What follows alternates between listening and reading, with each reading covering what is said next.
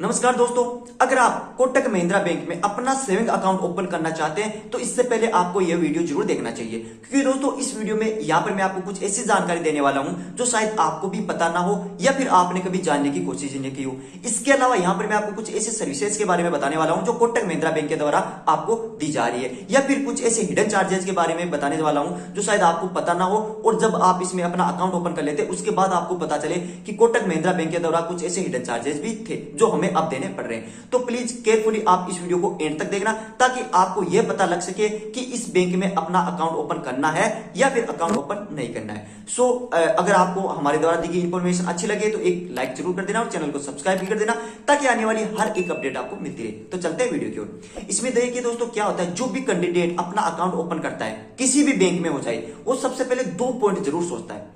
2 point क्या है कि क्या हमारा पैसा इस बैंक में सेफ है या फिर नहीं। सेकंड पॉइंट है कि कितना बैलेंस हमें इसमें मेंटेन करने को मिलेगा। दोनों पॉइंटों के बारे में यहां पर मैं आपको डिस्कस करने वाला हूं। सबसे पहले बात कर लेते हैं कि दोस्तों कितना बैलेंस आपको इस कोटक महिंद्रा बैंक में वो मेंटेन करना पड़ेगा। तो दोस्तों ये जो कोटक महिंद्रा बैंक है यानी कि कोटक 811 बैंक है या अकाउंट है, इसमें आपको 0 बैलेंस मेंटेन करना है, यानी इसमें कोई भी बैलेंस मेंटेन करने की आपको जरूरत नहीं है। अगर आपके अकाउंट में कोई भी बैलेंस नहीं होगा तो भी आपको यहां पर एक्स्ट्रा चार्ज है वो देने की जरूरत नहीं पड़ेगी। ठीक है दोस्तों, सेकंड पॉइंट की हम यहां पर बात कर लेते हैं कि क्या हमारा पैसा इस बैंक में सेफ है या फिर नहीं है। तो देखिए कोटक जो महिंद्रा बैंक है वो DICGC के द्वारा यहां पर इंश्योर्ड है। DICGC क्या मतलब क्या होता है, deposit insurance and credit guarantee corporation. ठीक है दोस्तों, इसका मतलब होता है कि ये जो बैंक है वो RBI के द्वारा भी इंश्योर्ड है। यानी मान लो कि कल को ये बैंक डूब जाए, ऐसा होगा नहीं बट मान लो कि कल को ये बैंक डूब जाए तो आपका पैसा कहां जाएगा, आपको रिटर्न होगा या नहीं होगा।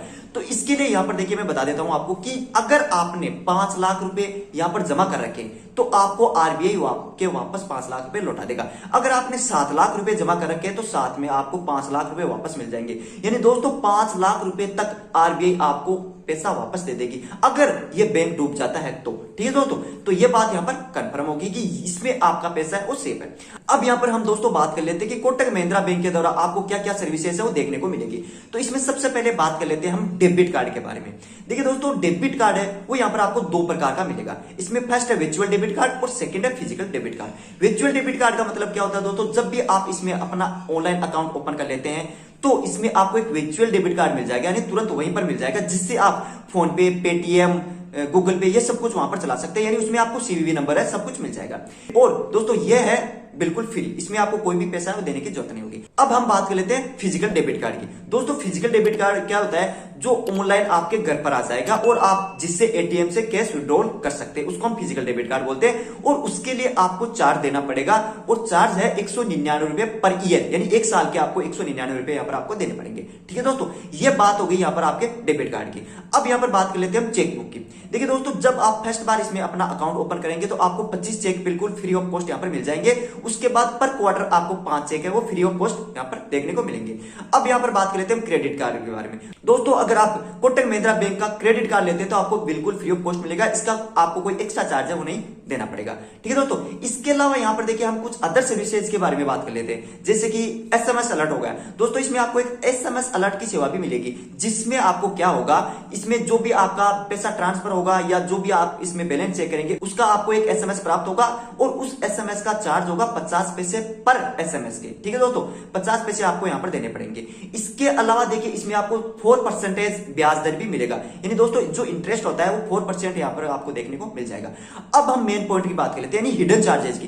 देखिए कोटक महिंद्रा बैंक के द्वारा आपको क्या क्या हिडन चार्ज है वो देना पड़ सकता है, उसको आपको ध्यान में रखना होगा। तो सबसे पहले स्टार्ट करते हैं। तो इसमें हम फर्स्ट बात करते हैं कि अगर आप बैंक स्टेटमेंट निकलवाते हैं, दोस्तों अगर आप ऑनलाइन बैंक स्टेटमेंट निकलवाते हैं ईमेल पर तो वो फ्री ऑफ कॉस्ट होगा। लेकिन आप अगर ब्रांच में जाकर फिजिकली ईमेल स्टेटमेंट निकालते हैं तो यहां पर आपको पर स्टेटमेंट के 100 रुपए वो देने पड़ेगा। इसके अलावा हम सेकंड टॉपिक की बात कर लेते हैं, सेकंड पॉइंट की बात कर लेते हैं हिडन चार्जेस के बारे में। देखिए आप ATM, अगर आपने फिजिकल डेबिट कार्ड मंगाया यानी ATM मंगाया है और उसके आप पिन जनरेट करना चाहते हैं इसमें देखिए अगर आप ऑनलाइन पिन जनरेट करना चाहते हैं तो बैंक क्या होगा, कोरियर के द्वारा आपको जो डॉक्यूमेंट है, जो आपके पिन है, वो आपके घर पर भेजेगा और उस कोरियर के यहाँ पर आपको 100 रुपए देने पड़ेंगे। अगर आप एटीएम में जाकर पिन जनरेट करते तो वो आपको बिल्कुल फ्री ऑफ कॉस्ट यहाँ पर देखने को मिल जाएगा। ठीक है दोस्तों, अब यहाँ पर दोस्तों हम थर्ड पॉइंट की बात कर लेते हैं कि अगर आप नेट बैंकिंग के द्वारा एनईएफटी या आरटीजीएस में कोई भी पैसा ट्रांसफर करते हैं तो यहाँ पर आपको बिल्कुल फ्री ऑफ कॉस्ट है, यानी कोई भी एक्स्ट्रा चार्ज है वो नहीं देना पड़ेगा।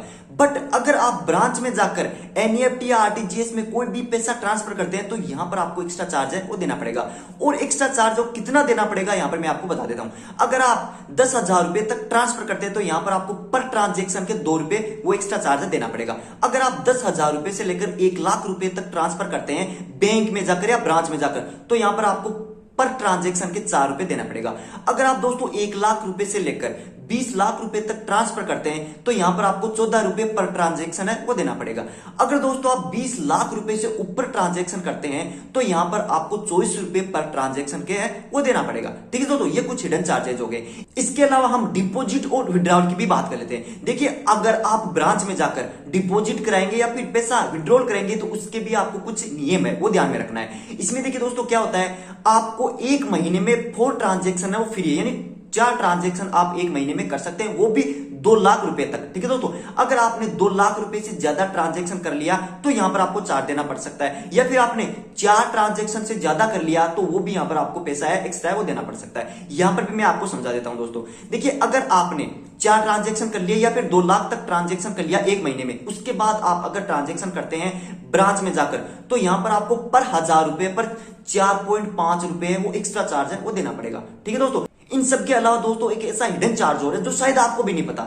मान लो आपके अकाउंट में 0 बैलेंस है, ठीक है दोस्तों, और आपको पता नहीं है। अब आप क्या करते हैं, कोशिश करते हैं एटीएम के द्वारा या फिर ऑनलाइन किसी के पास पैसे ट्रांसफर करने की, लेकिन यहां पर आपको इनसुफिशियंट बैलेंस बता देता है। ठीक है दोस्तों, बैलेंस तो बता देता है लेकिन यहां पर आपको एक नुकसान होने वाला है, और वो क्या है, यहां पर आप अगर आपके अकाउंट में बैलेंस नहीं है और आप किसी के पास भेजने की कोशिश करते हैं तो आपको पर ट्रांजेक्शन के 25 रुपए यहां पर देने पड़ेंगे। ठीक है तो अगर आपके अकाउंट में 0 बैलेंस है तो वहां पर आपका माइनस हो जाएगा और माइनस 25 रुपए हो जाएंगे। ठीक है तो इस बात का आपको यहां पर ध्यान रखना जरूरी है।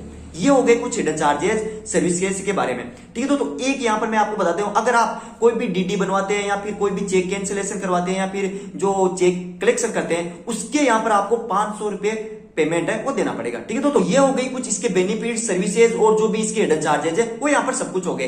अब अगर आप इसमें अपना अकाउंट ओपन करना चाहते हैं तो यहाँ पर आपको क्या करना है, डिस्क्रिप्शन बॉक्स में जाना है, वहां पर मैंने एक लिंक डाल दिया है, उस लिंक पर आप जैसे क्लिक करेंगे यहाँ पर आपको पूरी प्रोसेस है वो बता दी जाएगी कि किस प्रकार से आप अपना जो 0 बैलेंस अकाउंट है वो ओपन कर सकते हैं। ठीक है दोस्तों, अगर आपको ये इंफॉर्मेशन अच्छी लगे तो प्लीज एक लाइक जरूर कर देना। Thank you.